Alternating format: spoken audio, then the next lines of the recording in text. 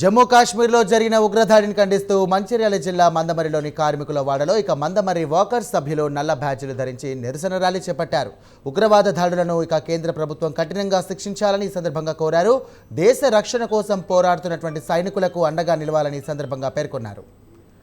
కొంచెం 370 రద్దు తర్వాత జమ్మూ కాశ్మీర్లో శాంతియుత వాతావరణం నెలకొల్పుతున్నటువంటి నేపథ్యంలో కుల మత ప్రాంత విభేదాలు లేకుండా అన్నదమ్ముల్లా నివసిస్తున్నటువంటి ఈ భారతదేశంలో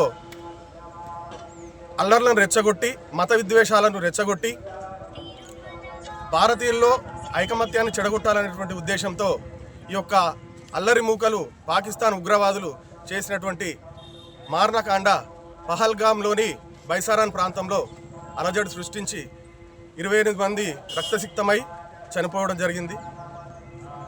ఇటువంటి మారణకాండ చాలా బాధాకరమైనటువంటి విషయము. దీనికి మా వాకర్ షేర్స్ గ్రూప్ మందమరి తరపున మేము ప్రగాఢ సానుభూతి తెలియజేస్తూ